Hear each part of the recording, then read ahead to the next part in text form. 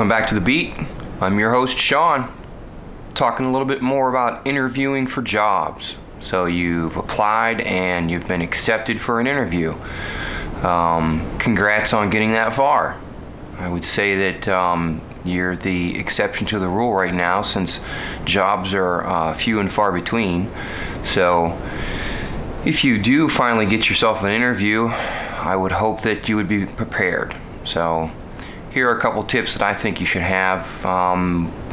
You should probably want to know the night before, or at least be ready for your interview. So 5 tips.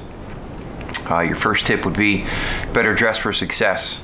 This is self-explanatory, but you'd be surprised how many nurses out there fail to dress for success.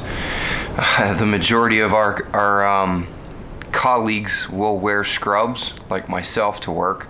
But when you're interviewing for the job, you want to dress to impress and not only dress for success. So guys, wear a suit. Women, I would also wear a business suit or something very professional. Wear the power colors. I believe those are blue and red. No open-toed shoes. Ladies and guys, definitely wear a tie. Next tip would be to know your employer. Do your homework. Know exactly what they stand for, what their position statement is. You should probably know how many beds they have, or what kind of office they have, what kind of services they provide. You should generally have an idea of how many employees they have, how many different areas of opportunities there are, so that when that topic comes up, you're ready to talk about it, and you're also very informed. It gives the employer a sense of them feeling important, that you're not just another bump in the road. Next tip would be make sure that you have some confidence. When you're going into this interview, by all means, you're going to be nervous. It's okay to be nervous, because it means it's important to you, but you better be confident. And when I say confident, I don't mean arrogant. Don't go in thinking that you are the best and you are the only one that's qualified for the job, because unfortunately you're not. You're going to be going up against other candidates that have the same exact resume as you. The difference between you and the other candidate is how you present yourself.